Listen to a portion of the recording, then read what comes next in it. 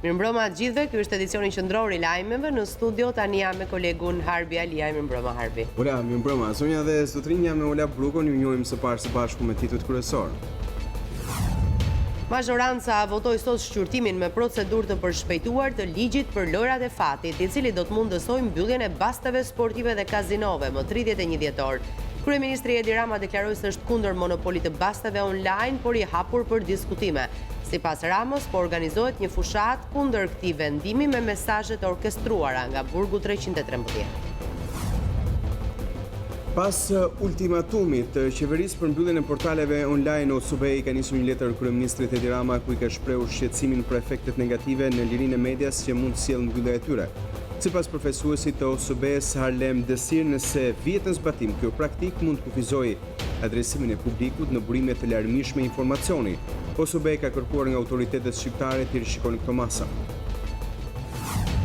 Taulant Balla dorëzoi në prokurori prova të reja për padin ndaj Lulzim Bashës, Sali Anjit dhe Florence Hoxhës. Ai u shpreh vendosur të shkojë deri në fund çështjes, por shtoi se njërit prej akuzuesve ish kryeministrit Berisha i ka lënë zotin. Kreu i Bashkisë Kryesit Artur Bushi është paraqitur ditën e sotme në prokurori ku është marrë në pyetje lidhur me akuzat e nënkomisarit Emiliano Nuo, sipas cilave Bushi ishte një ndër personat që i bëri presion për të mbyllur çështjen Gjisela. Bushi ka mohuar këto akuza duke shprehur se përmendja e emrit të tij në këtë ngjarje nuk është gjë tjetër përse një fushat balte e Sali Berishës.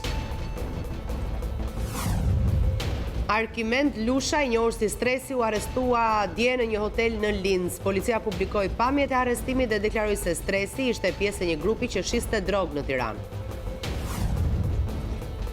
Një 16 vjeçar është lënë i vdekur në mes të qytetit të Fierit këtë pasdite. Dionis Vrenozi është qelluar me thik nga një bashkëmoshatar i tij pas një sherrri mes tre të rinjve.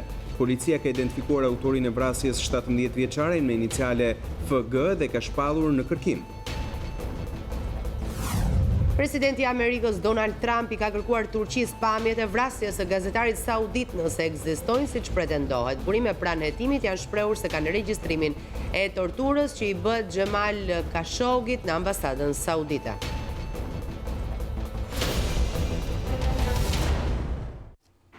Ndoqët titujt kryesor, vjojmë gjërësish. Do të nisim duke folur për mazhorancën socialiste e cila do të votojë javën e ardhshme në parlament projektligjin që ndalon funksionimin e kazinove dhe basteve pas 31 dhjetorit. Nga foltorja e parlamentit, kryeministri Edi Rama theksoi se nuk lëviz nga qëndrimi për mbylljen e tyre. Presioni sipas tij është i madh, madje ai tha se deputetëve socialistë janë dërguar mesazhe kërcënuese nga burgu 313. Rama akuzoi opozitën si përkrahëse e kundërshtarëve të mbylljes së lojrave të fatit. Për të treguar se ka seriozisht mbylljen e kazinove dhe pikave të basteve, mazhoranca do të votojë nismën ligjore pas një jave në parlament. Kërkesën e bërë më herët nga kryeministri Edi Rama për ta shqyrtuar sa më parë projektligjin e respektoi kreu i grupit parlamentar socialist Taulant Balla. Ai propozoi në emër të një grupi deputetësh të mazhorancës shqyrtimin me procedurë të përshpejtuar të nismës. Mbyllet votimi 74 vota pro, kundër asnjë abstenim. Mbyllje kazinove dhe pikave të basteve nuk ka shkaktuar thjesht dhe vetëm debat mediatik, por ka shkuar shumë më thellë. Deputetë e Partisë Socialiste janë kërcënuar. E ky nuk është lajm portali, por deklaratë bërë në foltorën e parlamentit nga kryeministri i vendit Edi Rama. Deputetët e Komisionit të Financave dhe të Ekonomisë janë kthyer në shënjestër e një sulmi vulgar, mesazhesh të orkestruara nga burgu 313. Nga 1 janari asnjë kazino dhe pikë basti nuk do të hapet në zonat e banuara. Kreu i qeverisë mbetet i bindur në oponencën ndaj krijimit të një monopoli shtetror për bastet. Për sa i përket online-it, që është një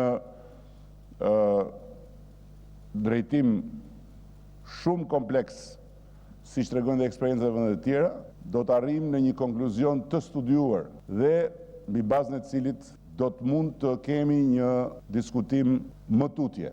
Ka propozime të ndryshme edhe për sa i përket idesë një monopoli shtetror të lojrave të fatit, basteve, sportive, por që sot po e them unë personalisht jam kundër. Pas luftës së vërtet kundër lojrave të fatit, sipas Ramës, fshihen interesat të politikanëve të opozitës. Madje ai nuk nguroi të akuzojë ish kryeministrin Berisha si personin e vendosur në krah të pronarëve të basteve. Personalisht lideri legjendar i Partisë Demokratike ka marrë anën e basteve duke e vënë tabelën e tij të fletrufeve digjitale në dispozicion të shpifësve dhe në dispozicion të gjithë kësaj fushate shpifjesh që organizohet nga krimi organizuar që financon një pjesë madhe të kësaj veprimtarie. Kazinot, tha Rama, mund të funksionojnë vetëm në vende të përcaktuara nga autoritetet shtetërore. Sepse janë bërë spekulime edhe me çështjen e kazinove elektronike dhe me spostimin me demek në periferi, nuk ka asnjë spostim në periferi. Kazinot do të jenë të mundura vetëm për hotelet apo rezortet me 5 hyje në zonat e definuara me vendim. Kryeministri pranoi se mbyllja e lëreve të fatit nuk do jetë e lehtë, pasi të punësuarit në këto aktivitete do të mbeten të papunë. Megjithatë, ai tha se të gjitha pikat mund të shndërrohen në aktivitete të tjera biznesi, të cilat do të përfitojnë taksim të ulët, 5% tatim fitimi deri në 140 milion lekë xhiro. Ministri i Brendshëm Fatmir Xhafaj paralajmëron zhvillime që cilëson si lajme interesante gjatë ditëve dhe javëve të fundit në konferencën me kreun e Policisë Federale Gjermane. Xhafaj tha se kur bashkëpunohet dhe ka gjithmonë rezultate. News24 mësoi se Shqipëria dhe Gjermania janë duke zhvilluar një operacion të përbashkët për goditjen e trafikut të narkotikëve. Në ditët dhe javët e ardhshme do të vinë lajme interesante nga policia e shtetit fal bashkëpunimit të saj me policinë gjermane. Ky ishte parë lajmërimi i ministrit të Brendshëm Fatmir Xhafaj gjatë një dalje për mediat krah presidentit të Policisë Federale Gjermane, Dieter Roman. Rini afër me bitën edhe me gentin se do të keni lajme interesante se kur bashkëpunohet ka dhe gjëra të mira. News24 ka mësuar se bëhet fjalë për 2 operacione të përbashkëta të ndërmarra nga Task Forca Speciale Forca e Ligjit dhe Policia Gjermane. Një prej operacioneve në fushën e trafikut të narkotikëve është duke u zhvilluar paralelisht në 2 vende dhe ka nisur ekzekutimi i urdhër arresteve dhënë nga gjykata për krime të rënda. Xhafaj e cilësoi muajin tetor si muajin e bashkëpunimit me Gjermaninë. Sipas tij, ky bashkëpunim do të thellohet dhe shumë shpejt në Shqipëri. Do të vendoset një këshilltar gjerman që do të merret me çështjet strategjike të policisë. Me kërkesën time si ministri i Brendshëm, do të vendoset në Shqipëri edhe një këshilltar gjerman për çështjet strategjike policore, i cili do të bëj të mundur koordinimin e gjithë asistencës njerëzore dhe teknike në terma afatgjatë për policinë e shtetit. Ministri i Brendshëm pranoi se policia shqiptare është larg standardeve të asaj gjermane, por u shpreh i bindur për të arritur objektivat e duhura. Nga ana e tij, presidenti i Policisë Federale Gjermane tha se as Gjermania nuk është si Shqipëria, prandaj 2 policit duhet të bëhen bashkë në pikat e tyre më të forta. Kreu i Bashkisë së Krujës Artur Bushi është paraqitur sot në prokurori ku është marrë në pyetje lidhur me akuzat e nënkomisarit Emiliano Nuhu, sipas të cilit Bushi ishte një ndër personat që i bëri presion për të mbyllur çështjen Gjisiela. Bushi ka mohuar këto akuza duke thënë se përmendja e emrit të tij në këtë ngjarje nuk është gjë tjetër veçse një fushat balte e Sali Berishës. Për më shumë se 40 minuta, kryebashkiaku i Krujës Artur Bushi ju përgjigj interesimit të prokurorëve të kryeqytetit që po hetojnë rreth akuzave të ish oficerit Emiliano Nuhu. Ky i fundit ka pretenduar përmes një interviste me gazetarin Basir Çollaku se është kërcënuar në zyrën e tij të punës në prani të qytetarit të parë të Krujës dhe Tauland Ballës për të mos arrestuar Recep Rajën, djalin e deputetit socialist Rahman Raja. Por Artur Bushi, i cili mriti në institucionin e akuzës me afro 2 orë 30 minuta vonesë, ka mohuar të ketë qenë i pranishëm në stacionin e policisë e aq më pak të ketë kërcënuar Emiliano Nuhun dhe për këtë sipas tij ka prova. Ka prova sinjali telefonit, i asaj dite, ka prova sipas dëshmisë të dalin të gjithë personat që ka qenë prezent brenda, sepse komisariati nuk është bosh ditën që punohet, edhe është totalisht e sigurt që ne asnjërin prej nesh kemi qenë pranë komisariatit. Sipas Bushit, përmendja e emrit nuk është gjë tjetër veç se një fushat balte e Sali Berishës. Gjithmonë është vazhda e baltës e hedh Saliu ndaj meje dhe i mësuar me këtë pjesë. Hetimet për rastin nisën pas kallëzimit që bëri kryetari i grupit parlamentar Tauland Balla në prokurorinë e Tiranës për kryedemokratin Lulzim Basha, ish-nën komisarin Nuhu dhe gazetarin Çollaku për kallëzim të rrem. Për këtë çështje më herët ka dëshmuar vetë Tauland Balla dhe deputeti Raman Raja. I fundit që pritet merret në pyetje është ish oficeri i policisë Nuhu, por duke qenë se ai ndodhet jashtë Shqipërisë dhe ka kërkuar azil politik, gjasat janë që dëshmia e tij të kërkohet përmes letër porosisë. Partia Demokratike ka publikuar fakte të reja që sipas saj erozojnë deklaratat e Tauland Ballës për njohjen e tij me Edmond Begon. Sipas Selis Blu, Balla dhe Bego njihen që në vitin 2014, por deklaratat kontradiktore tregojnë se Ballës i ka hyrë frika nga sistemi i drejtësisë. Pas deklaratave të Tauland Ballës se Edmond Begon e ka njohur në vitin 2015, ka reaguar sërish Partia Demokratike. Selia Blu ka publikuar të dhëna nga sistemi Teams, sipas të cilave rezulton se Balla ka udhëtuar me Edmond Begon që në vitin 2014. Për Partinë Demokratike, Tauland Balla është një peng i krimit dhe parave të pista. Pasi përdori fëmijët e tij për të justifikuar miqësinë, këtë radh përdori fen për të mashtruar shqiptarët për kohën e njohjes me Begon. Vetëm në vitin 2014 kanë udhëtuar së bashku me makinë dhe me avion plot 12 herë. Të dhënat e sistemit Teams provojnë se Tauland Balla dhe Edmond Bego kanë udhëtuar bashkë në 7 korrik 2014. Balla dhe Bego kanë udhëtuar së bashku dhe në datën 22 shtator 2014. Prej ditësh Selia Blu po lëshon akuza në drejtim të kreut të grupit parlamentar të Partisë Socialiste Tauland Balla për lidhje me krimin.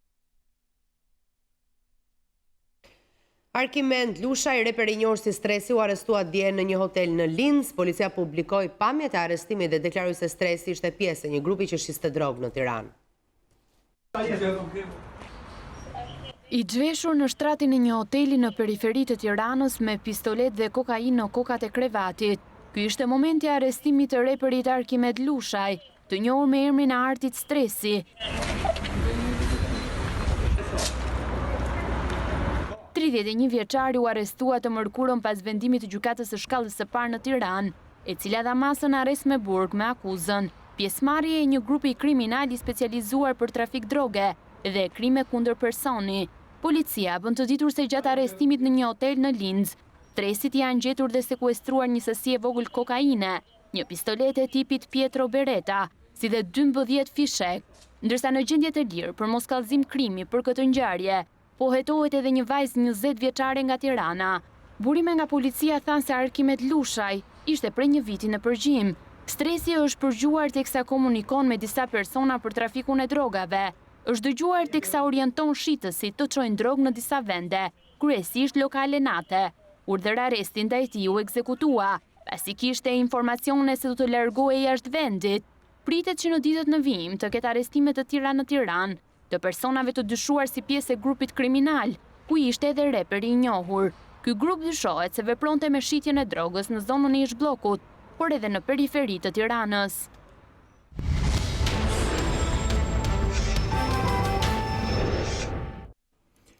Pas ultimatumit të qeverisë për mbylljen e portaleve online, OSBE i ka nisur një letër kryeministrit Edi Rama, ku i ka shprehur shqetësimet për efektet negative në lirinë e medias që mund të sjellë mbyllja e tyre. Sipas përfaqësuesit të kësaj organizate Halem Desir, nëse vihet në zbatim kjo praktik mund të kufizojë aksesin e publikut në burimet e larmishme të informacionit. Mëtej, OSBE ka kërkuar nga autoritetet shqiptare ta rishikojnë këtë mas. OSBE shpreh shqetësimin në lidhje me sistemin e ri të regjistrimit të portaleve online në Shqipëri dhe kërcënimin e mbylljes së mundshme të tyre. Në një letër drejtuar kryeministrit Edi Rama, përfaqësuesi i OSBE-s për lirinë e medias Halem Desir shprehet se imponimi i detyrueshëm për regjistrimin e mediave online mund të ketë efekte shumë negative në lirinë e medias. Shtetet nuk duhet imponojnë regjistrimin e detyrueshëm për mediat online si parakusht për punën e tyre, gjë që mund të ketë efekt shumë negativ në lirinë e medias. Kjo praktik, kur vihet në zbatim, mund të kufizojë ndjeshëm aksesin e publikut në burime të larmishme informacioni dhe pluralizimin e zërave, si edhe gryen të drejtën e lirisë së shprehjes dhe të informimit online. Përfaqësuesi i OSBE u bëri thirrje autoriteteve shqiptare të rishikojnë këto masa, të shqyrtojnë të gjitha alternativat e mundshme për trajtimin e çështjes së shpifjes dhe të fillojnë një debat gjithëpërfshirës me aktorët relevant të shoqërisë civile dhe medias. Është tejet e rëndësishme që të sigurohet më shumë informacion rreth objektivave të saktë të masave të shpallura, si edhe për kriteret mbi bazën e të cilave janë përzgjedhur këto 44 faqe interneti. Harlem Desir kërkoi sqarime për bazën ligjore të kërkesës për publikimin e niptit nga ana e këtyre faqeve interneti, si edhe bazën ligjore për mbylljen e tyre, ndërsa i ka ofruar kryeministrit edhe asistencën e tij ligjore për këtë çështje. Ndërkohë edhe Partia Demokratike ka kërkuar pezullimin e urdhrit të AKE për regjistrimin e detyrueshëm të portaleve online. Në një letër dërguar këtij institucioni, kryetarja e Komisionit të Medias Albana Vokshi e quan këtë vendim një shkelje të hapur të kompetencave që i njeh ligji për komunikimet elektronike, si dhe në shkelje flagrante të lirisë së shprehjes dhe lirisë së mediave, të garantuara nga neni 22 i Kushtetutës së Shqipërisë dhe neni 10 i Konventës Evropiane për të drejtat e njeriut. Vokshi shkruan se Partia Demokratike mbetet e vendosur në mbrojtje të lirive dhe të drejtave themelore, siç është liria e shprehjes dhe e medias, përballë censurës shtetërore që sipas saj kërkon të instalojë Edi Rama. Për Ministrin e Financave, buxheti i vitit 2017 mundësoi arritjen e disa objektivave thelbësore. Duke raportuar në parlament për buxhetin faktik të 2017-s, zoti Arben Ahmeta i tha se ndonse ishte një vit elektoral, borxhi ul dhe punësimi shënoi rritje.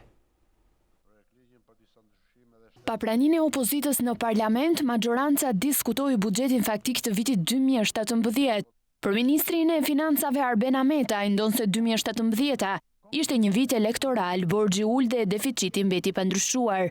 Në një vit elektoral, deficiti ngeli në nivele 2% të prodhimit të brendshëm bruto, ul borxhi në 70.1% të GDP-s dhe mbi të gjitha u prodhua suficit primar, pra diferenca cilësore dhe një këndvështrim komplet tjetër në menaxhimin e financave publike. Ministri Ahmeta i renditi disa nga arritjet kryesore të vitit 2017. 2017 tregoi që shërbimet, tregtia, ndërtimi, bujqësia kontribuan rëndësishëm në rritjen ekonomike dhe megjithse prodhimi i energjisë ra 46%, gati rekord në shumë vite, ekonomia gjeneroi rritje me 3.84%. Duke bërë një krahasim me vitin 2013 dhe vitin kur në pushtet erdhi qeveria Rama, ministri u shpreh se janë krijuar më shumë vende pune. Do dua që t'ju kthej mbrapa në 2013-ën, kur në Republikën e Shqipërisë kishte vetëm 450.000 të punësuar në sektorin jo bujqësor. Dhe papunësia ishte shumë e madhe dhe pa shpresë. Sot janë 684.000 vende pune në Republikën e Shqipërisë. Dhe në 4 vite të kësaj qeverie dhe të kësaj magjorance janë krijuar gati 35% e vendeve të punës të krijuara në 25 e 27 vite të tranzicionit. Ahmeta nuk la pasulmuar edhe opozitën, duke thënë se nuk është koha të numërojmë babalet. Diskutojmë rritjen e pagave, ne diskutojmë bonusin e bebeve, këta diskutojnë babale 1, babale 2, babale 3, babale 4, dhe që këtu besoj që botët e ndara dallojnë qartë dhe qytetarët janë shumë të qartë se kush e ka vëmendjen tek ta. Buxheti faktik 2017 u miratua në parlament vetëm me votat e majorancës. Gjatë raportimit për buxhetin faktik për vitin 2017 në Parlamentin Shqiptar, Ministri e Arsimit Lindita Nikola u shpreh se janë realizuar disa nga objektivat e përcaktuara. Ministri theksoi se vëmendje veçantë u është kushtuar fëmijëve me aftësi të veçanta dhe studentëve ekselent. Gjatë raportimit për buxhetin faktik për vitin 2017 në parlament, Ministria e Arsimit Lindita Nikola theksoi shpërndarjen e fondeve në sektorët prioritar. Sipas ministres, investimi në fëmijërinë e hershme është një investim i sigurt, ndaj vëmendje të veçantë u është kushtuar fëmijëve me aftësi të veçanta, të cilët patën një rritje të frekuentimit të shkollave për vitin 2017, krahasuar me një vit më parë. Ky buxhet ka mundsuar realizimin e disa prej objektivave kryesore të vitit 2017 Ministrisë Arsimit, siç ishte rritja e numrit fëmijëve që frekuentojnë arsimin parashkollor me 4 deri në 5%, kemi mundësuar sigurimin e një arsimi gjithëpërfshirës me synim 100% fëmijët e grup moshës 6 deri 16 vjeç të ndjekin arsimin 9 vjeçar, duke kontribuar në rritjen e treguesit të regjistrimit me 10 deri në 15% ose 350 deri 500 fëmijë më shumë nga komuniteti rom dhe egyptian, apo rritje të një numri prej 10% nga fëmijët me aftësi të veçanta. Gjatë vitit 2017 mundën të përfundojnë arsimin e detyrueshëm 96.6% e nxënësve të cilët vijuan të regjistrohen dhe të ndjekin arsimin e mesëm, ndërkohë që një vëmendje të veçantë është kushtuar studentëve ekselent. Janë 23 studentë mbështetur për herë të parë në vitin 2017, si dhe 14 studentë të ndërmjetëm, pra në total 37 studentë, me një fond prej 150 milion lekësh. Siguria në sezonin turistik, Ministria e Brendshme ka bërë bilancin e punës në resortin Prestigj në Golem. Ministrat Fatmir Gjafaj dhe Blendi Klosi në aktivitetin përmbyllës të sezonit vlerësuan shërbimin dhe transformimin në infrastrukturë të këtij resorti ku u zhvillua aktiviteti. Gjafaj u shpreh se Ministria e Brendshme dhe policia kanë zbatuar me përpikmëri të gjithë planin e miratuar përpara sezonit turistik për rendin dhe sigurinë në plazhe. Ministri tha se për herë të parë nuk u shënu asnjë incident në vijën bregdetare me mjetet ujore. Nuk kanë mbaruar sezoni, as turizmi, nuk kanë mbaruar as turistët e huaj që vizitojnë Shqipërinë. Ky rezort, një nga rezortet padyshim më të spikatur të vendit tonë dhe me cilësi cilat janë të krahasueshme me çdo strukturë hoteliere në rajon, dëshmon se akoma turistë huaj vinë, vizitojnë, edhe shfrytëzojnë bukuritë e natyrës dhe detit shqiptar. Por ama është një vit i parë, ky vit, ku mund themi që ne kaluam nga frika e sezonalitetit. Në Shqipëri turistët nuk vinë vetëm në 2 muajt e verës, por shtatori këtë vit shënoi një rritje rekord, 44.6% më shumë se sa një vit më parë. Deri tani mund të numërojmë muajt suksesshëm edhe jashtë muajve të verës. Dhe kjo na krijon bindjen që po, turizmi mund të transformohet në një shtyllë të fortë të ekonomisë shqiptare. Ekonomi e cila mbështet shumë sektorë tjerë më pastaj të zhvillimit të vendit. 2018 vetëm në statistikat e hyrje daleve dhe për llogaritjet e Institutit Statistikave dhe Bankës së Shqipërisë mund të prodhoj dhe do të prodhoj padyshim mbi 300 milion euro të drejtë për drejta në buxhetin e shtetit më shumë se sa një vit më parë. Bie shumë dakord me kolegun tim, Ministrin Klosi, se vetë ky rezort ka që i mrekullueshëm, tërësisht i ndryshuar në infrastrukturë dhe në shërbim edhe me krahasuar me pak vite më parë, plotësisht në standardet evropiane, është dëshmia më e mirë e pasionit dhe vullnetit të biznesit shqiptar për të bërë punë të mira në këtë vend. Sezoni turistik veror, ka drejt zoti Klosi që sezoni vazhdon, ka qenë më i suksesshëm në bazë të statistikave, shifrave zyrtare, treguesve të tjerë që bëjnë vlerësimin në këtë fushë. Gjithë qeveria kanë qenë mjaft të angazhuar për mbarvajtjen e këtij sezoni. U angazhuan mbi 1000 forca policore në funksion të sezonit turistik, mjete shtesë në funksion të tyre. U ngritën stacione policore provizore në Theth, në Valbon, në Tale, në Gjinë e Larzit, në Ksamil e tjerë. Rezultati, numri i ngjarjeve të rënda në zonat turistike ishte 0. Pati gjithashtu një ulje të ndjeshme të numrit të vjedhjeve në territoret e plazheve. Për sa i përket menaxhimit të trafikut rrugor në kushtet e situatës aktuale të infrastrukturës rrugore. u vendosën shërbime shtesë në akset problematike, u forcua regjimi kontrollit në qarkullimin rrugor e tjerë.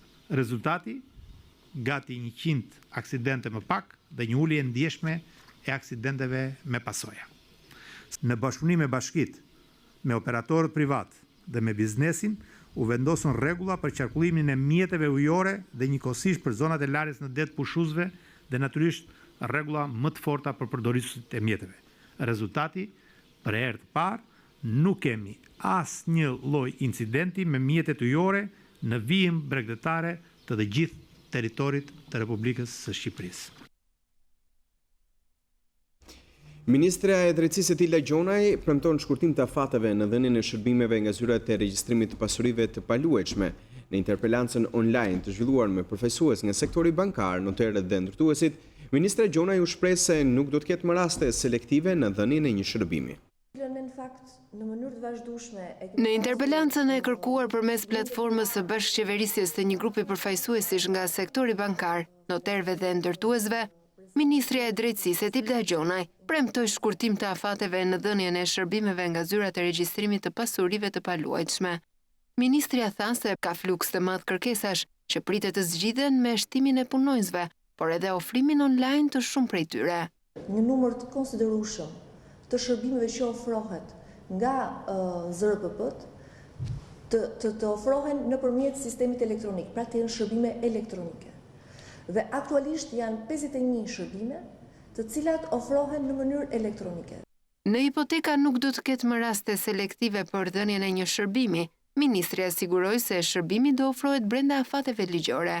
Si koordinatore kombëtare antikorrupsion, kemi bërë inspektime në mënyrë të vazhdueshme, që e para të mos ketë selektivitet në mënyrën e ofrimit të shërbimit dhe në kohën e ofrimit të shërbimit, dhe e dyta, të mundet të respektohen afatet ligjore për ofrimin e shërbimit. Duke marrë rastin e zyrës së regjistrimit të pasurive të paluajtshme në Tiranë, ministria tha se gama dhe fluksi i shërbimeve që aty ofrohen shkon deri në 360.000. Por kjo nuk do të thotë që ne nuk do t'i përgjigjemi me forma të reja të reagimit të gjithë këtij fluksi të shërbimeve që kërkohen. Në lidhje me shqetësimin e ngritur nga ndërtuesit për pjesët e përbashkëta takuese që konsiderohen si shkelje nga KLSH-ja, Gjonaj premtoi zgjidhje. Ajo tha se një gjë e tillë mund të rregullohet me një akt normativ apo me një urdhër të ministrit.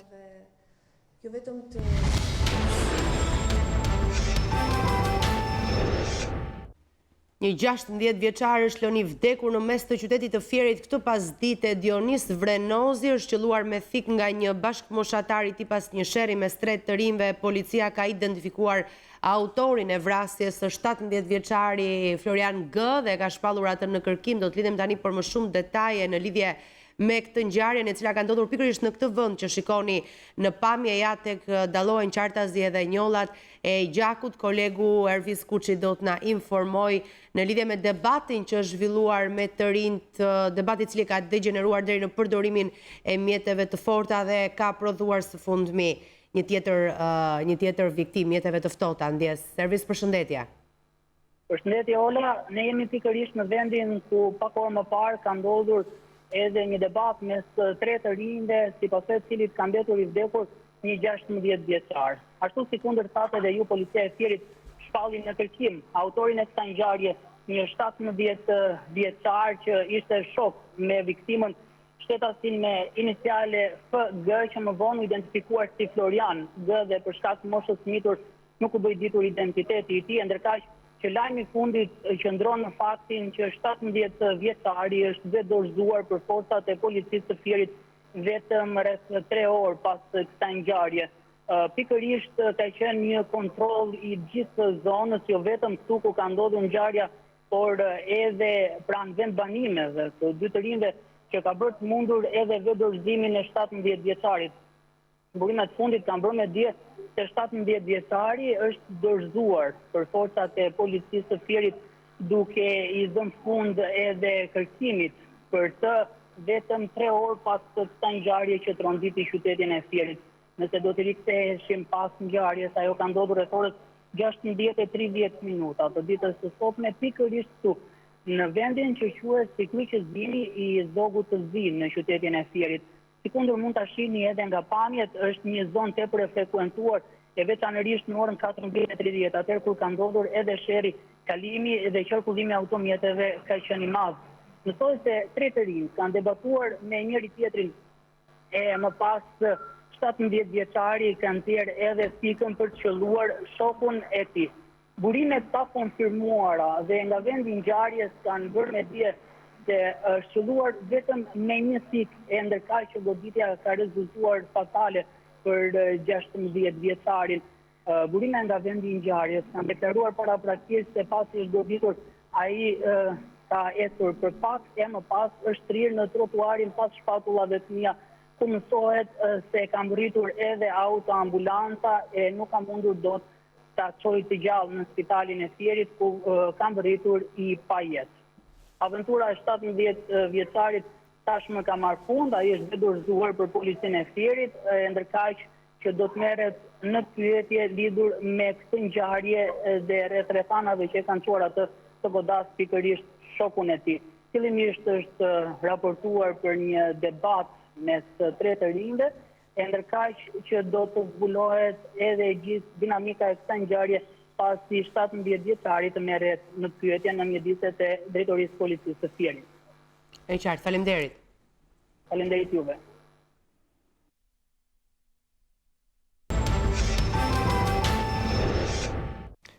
Integrimi i romëve dhe egjiptianëve në shoqëri është me shumë rëndësi për integrimin e vendit. Kështu shprehur ambasadori i Bashkimit Evropian gjatë përurimit të qendrës multifunksionale për romët në Shkodër.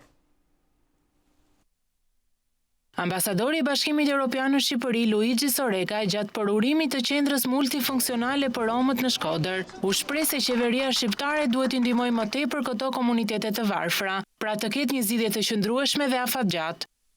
The protection of fundamental rights. Mbrojtja e të drejtave të njerëzit, gëzimi dhe shijimi i të drejtave të njerëzit, për ne si Bashkimi Evropian janë një ndër prioritetet kyç në agjendën e Bashkimit Evropian, jo vetëm për vendin në Shqipëri, por edhe për gjithë rajonin dhe më gjerë. Garantimi i të drejtave të njerëzit dhe në këtë rast integrimi i romëve dhe egjiptianëve në Shqipëri është një çështje me rëndësi në agjendën politike drejt Bashkimit Evropian. Shqipëria ka nevojë të adresojë këto prioritete, tha ambasadori Soreka. Njëkohësisht, duke parë drejt të ardhmes, jemi duke punuar me qeverinë, do ta ndihmojmë atë për të mundësuar për të gjetur zgjidhje afatgjata me rezultate të qëndrueshme për të siguruar një sistem përfshirje dhe mbrojtje sociale të qëndrueshëm. Qendra multifunksionale përuruar në Shkodër do të shërbejë 473 familjeve rome dhe egjiptiane. Qendra do të ndihmojë në thyrjen e spirales së varfërisë së këtij komuniteti. Një 44 vjeçare shtetase shqiptare është dëbuar nga Italia pasi konsiderohet si një rrezik për sigurinë kombëtare atje. Sapo doli nga qelia, Arta Kacabuni u transportua në aeroport për të nisur drejt Shqipërisë pasi ministri i Brendshëm Salvini kishte firmosur dekretin për dëbimin e saj. Sipas autoriteteve italiane, 44 vjeçaria rekrutonte vajza dhe gra të cilat fillimisht bindeshin për të zbatuar ideologjinë e ISIS, deri kur të ishin gati për të nisur drejt Sirisë apo Irakut për të bashkuar shtetit islamik.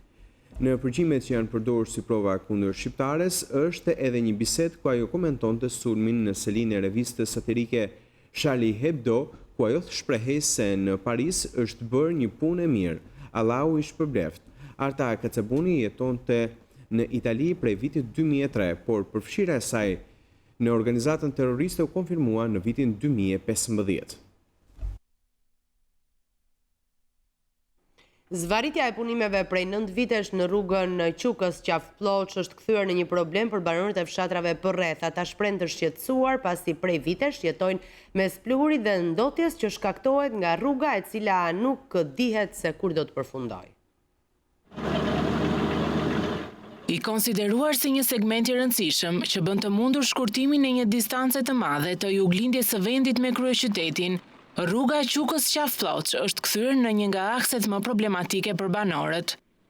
Që prej qershorit të 2009-s banorët e fshatit Qukës janë të detyruar të thithin pluhurin në rrugën që ndërtohet. Siç shihet edhe nga pamjet filmike, kjo rrugë thuajse nuk sprakatet fare. Shihni edhe kamionin se çfarë pluhuri ngre. Në këtë aks rrugor, prej 9 vitesh është e njëjta situatë.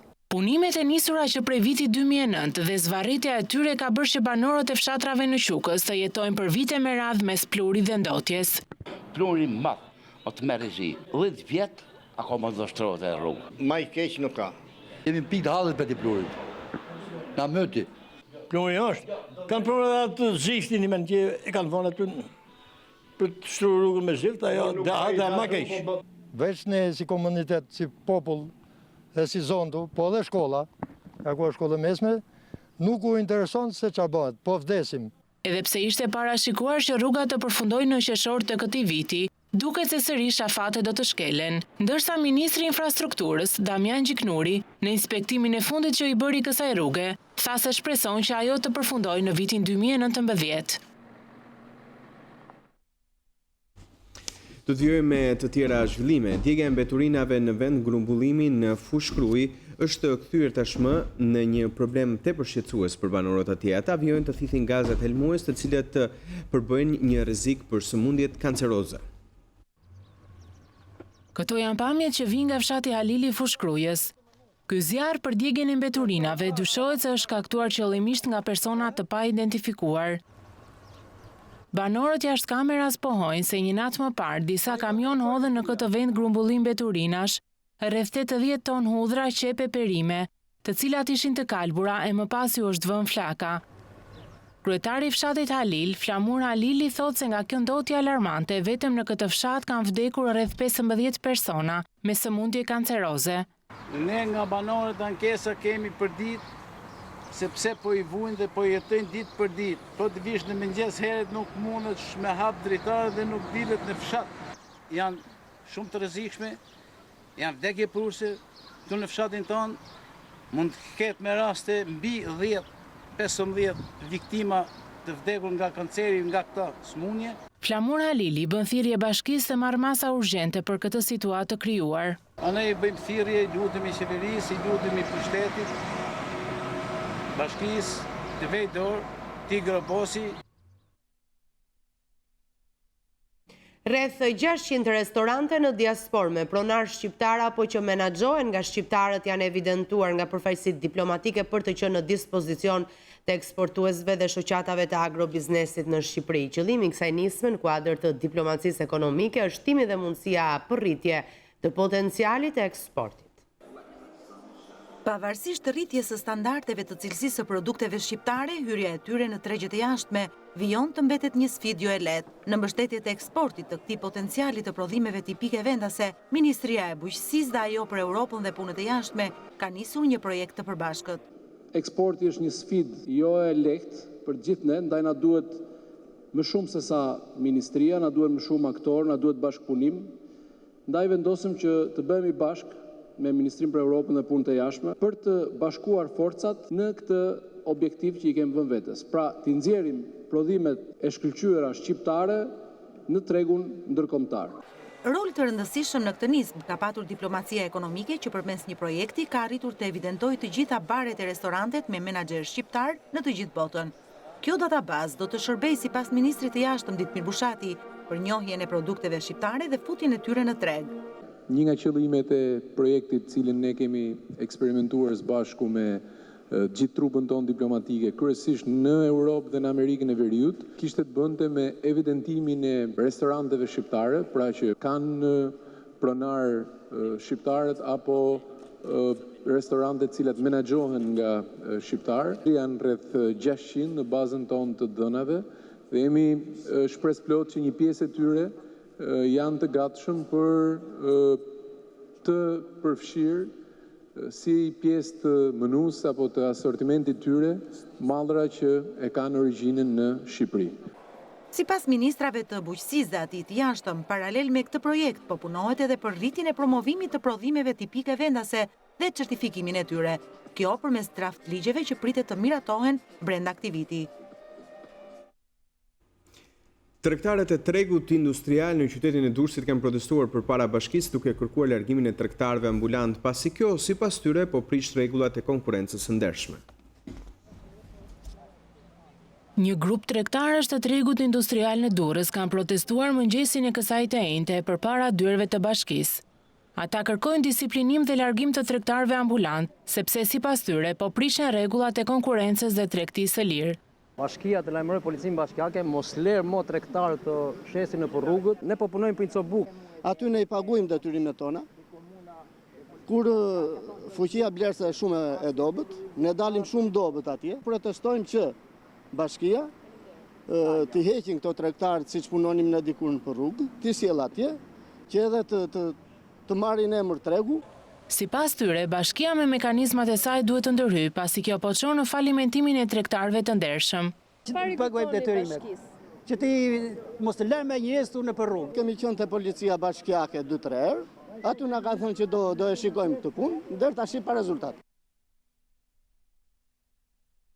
Rreth 200 fëmijë në Lezhë në mungesë të kopshtit, i cili është në rikonstruksion, vjojnë të mësojnë në dhomat e konviktit të vajzave në shkollën profesionale. Prindrit shprehen të shqetësuar për kushtet në të cilën mësojnë fëmijët e tyre. Prej 5 vitesh, 200 fëmijë të kopshtit Beslidha strehon në këtë godinë, e cila përdoret edhe si konvikt për vajzat e shkollës Kolingjoka. Fëmijët u zhvendosin në këtë godinë rreth 5 vite më parë pasi kopshti Beslidhja kishte nevojë për rikonstruktim. Prindrit janë të shqetësuar për kushtet në të cilat mësojnë fëmijët e tyre. Te konvikti femër, pa kanë bërë kopshin në Beslidhjes, me fjalë, në çfarë një vit me vonesë. Sa problema është që Edhe atje është magesën burg atje. Nëse ke fëmijë ka vujtën atje në kopsh. Përpiqen atë për brezin e arshëm. Tas kena gjam dorë më shumë. Ata shumë gjëra premtojnë në zban, çfarë do bëjnë? Në kopshtin e improvizuar në dhomat e konviktit të shkollës profesionale në Lezhë mungon ngrohja, po ashtu edhe kushtet higjieno-sanitare. Prej 4 vitesh, kjo duhet të ishte godina e re e kopshtit Beslidhja, por se që shikoni edhe nga pamjet, vijon të mbetet një gërmall. Punimet për kopshtin e ri kanë mbetur në fazën fillestare, edhe pse ato nisën rreth 5 vite më parë. News24 u interesua në Bashkinë e Lezhës për këtë çështje, por nuk mori asnjë përgjigje.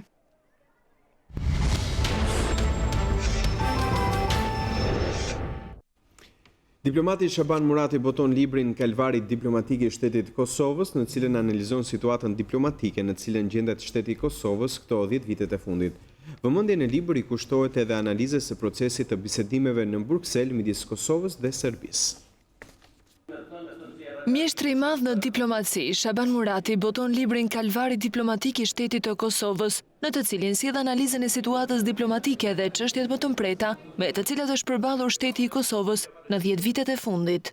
Libri i ri i diplomatit të njohur botohet në kuadrin e 10 vjetorit të pavarësisë së Kosovës nga Fondacioni Alsar në Tiranë, i cili vazhdon kontributin me botimin e veprave të autorëve të njohur shqiptar të fushave të ndryshme. Çështja kombëtare shqiptare në vitin 2018 ka pësuar një progres të jashtëzakonshëm, që kemi 2 shtete shqiptare, por unë do të tërheq vëmendjen që rreziqet dhe vështirësitë për çështjen kombëtare nuk kanë mbaruar, të dashur vëllezër dhe motra, dhe nëse në shekullin 20, sidomos në fillim, jemi ankuar për diplomacinë e shtetit europiane, unë përpiqem të zgjoj alarme për diplomacinë e shtetit shqiptare. Në libër trajtohen për herë të parë nga autori çështje si e drejta e Kosovës për reparacione, e drejta e Kosovës për pjesën e trashëgimisë së ish Federatës Jugoslave, e drejta e padijes së Serbisë në Hag për genocid, çështja e kufive, e luginës së Preshevës, e Sanxhakut e të tjerë.